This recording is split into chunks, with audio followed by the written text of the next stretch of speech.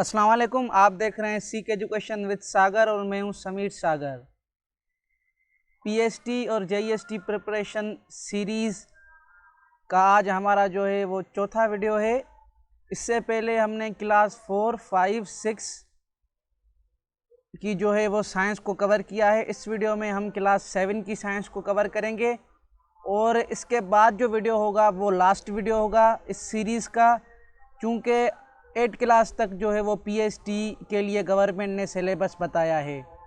तो अगर आपने दूसरे वीडियोस नहीं देखे तो मैं नीचे उन वीडियोस की लिंक डिस्क्रिप्शन में दे रहा हूं, और मैंने अपनी वेबसाइट पे जो है ये सारे पीडीएफ अपलोड कर दिए हैं। मैं अपनी वेबसाइट की भी लिंक के डिस्क्रिप्शन में दे रहा हूं, आप वहां से ये पीडीएफ सारे आप वहां से पीडीएफ सारे जो है वो डाउनलोड कर सकते हैं। तो चलिए वीडियो को शुरू करते हैं। पहला वीडियो है which is secreted by the liver and stored in the gall bladder। B इसका बाइल जो है सही जवाब है। दूसरा एमसीक्यूज है where chemical digestion of protein start, यानी कि कहाँ से जो है वो केमिकल डाइजेशन स्टार्ट होती है प्रोटीन की, स्टोमच से स्टार्ट होती है। तीसरा एमसीक्यूज है which line shows the correct, यानी कि इन तीनों में से करेक्ट कौन सी लाइन है। बी जो है वो सही है। तो इसकी मैंने नीचे जो है वो यहाँ पे डिस्क्राइब किए हैं मैंने। डाइजेस्टिव सिस्टम जो है वो 2 ग्रुप्स में डिवाइड किया गया है। पहला ग्रुप है एलिमेंट्री कैनाल का और दूसरा ग्रुप है एक्सेसरी डाइजेस्टिव सिस्टम का। तो एलिमेंट्री कैनाल जो है वो 7 to 9 मीटर्स का होता है, और जो है उसमें सारे जो हमारे माउथ और food pipe, stomach, small intestine और लार्ज इंटेस्टाइन, अनस, ये सारे जो है एलिमेंट्री कैनाल में आ जाते हैं, जो कि माउथ से शुरू होता है और अनस पे ख़त्म होता है। 7 से 9 मीटर्स का जो है वो कैनाल होता है। और दूसरा जो ग्रुप है डाइजेस्टिव सिस्टम का वो एक्सेसरी डाइजेस्टिव सिस्टम जिसको हम बोलते हैं, उसमें तीठ आ जाता है, लिवर आ जाता है, गाल ब्लेडर। अब गाल ब्लेडर क्या है? The gall bladder is small pouch that sit just under the liver, यानी कि लिवर के अंदर एक छोटा सा जो है वो पाउच होता है। और लास्ट जो है वो है पंक्रीज। अब पंक्रीज क्या है? The pancreas is a organ located in the abdomen, यानी जो हमारा ये पेट जिसको हम बोलते हैं उसके अंदर जो है ये छोटा सा ऑर्गन जो है होता है। तो ये था थोड़ा इंट्रोडक्शन गाल ब्लेडर के हवाले से और डाइजेस्टिव सिस्टम के हवाले से। चौथा एमसीक्यूज है the oxygenated blood from all parts of body is received by dash in the heart, यानी कि कहाँ से जो है वो, तो इसका होगा बी राइट एट्रियम। अब ये राइट एट्रियम क्या है?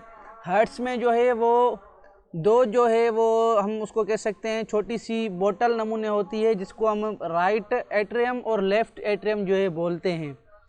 तो इसका 4 का जो सही जवाब होगा वो होगा बी राइट एट्रियम। और 5 सवाल है lungs receive deoxygenated blood from right.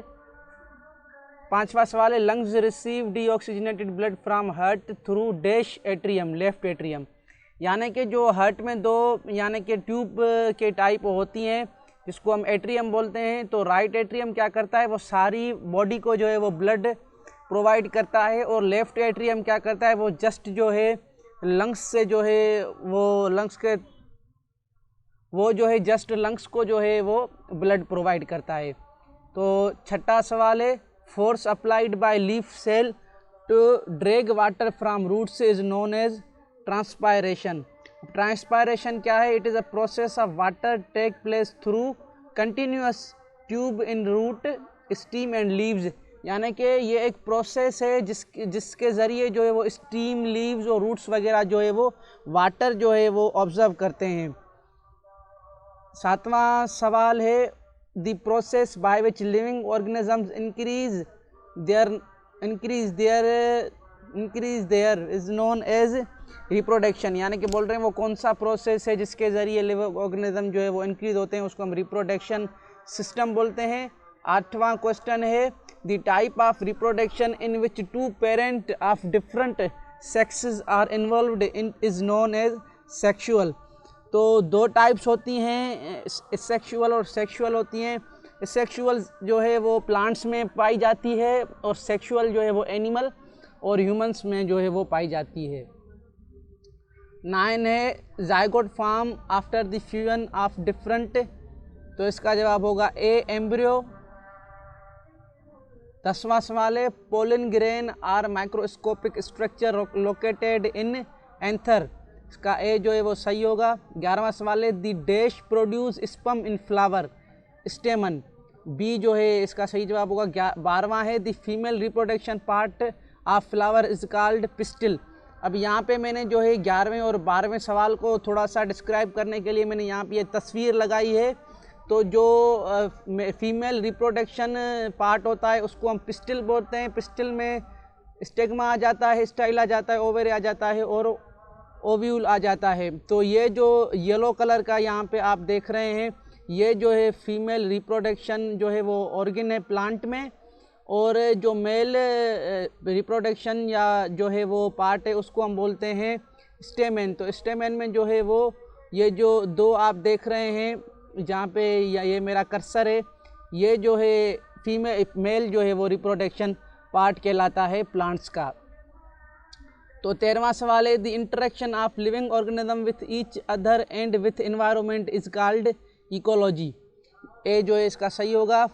और 14 क्वेश्चन है a place of living according to particular environment of living thing is habitat. अब हैबिटेट क्या है? Habitat is a place where an organism make its home, यानी कि जहाँ पे living organism human या एनिमल वगैरह जो है अपने रोज़मर्रा की ज़िंदगी को सर्वाइव कर सकें, उसको हम जो है वो हैबिटेट बोलते हैं। तो 15 क्वेश्चन है area where river meet with sea is estuarine water, उसको हम बोलते हैं जहाँ पे जो है वो सी और दरिया जो है एक दूसरे से मिलते हैं। यहाँ सिंध में केटी बंदर है जहाँ पे जो है रिवर और जो है वो दरिया जो है एक दूसरे से मिलते हैं। 16 क्वेश्चन है area below ice cap have cold climate, तो इन तीनों में से कौन सी वो एरिया है, उसको हम तुंद्रा बोलते हैं। 17 क्वेश्चन है the process of water seepage in the land is इनफ्ली,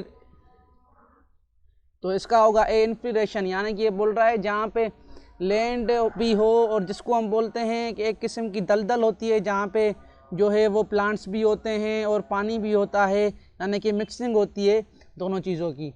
8वां और जो है वो 18 क्वेश्चन है the entire mass of atom is concentrated in the centre of an atom is called nucleus, तो न्यूक्लियस जो है वो जहाँ पे एटम का सारा मास जो है वो कंसर्न होता है उसको हम न्यूक्लियस बोलते हैं।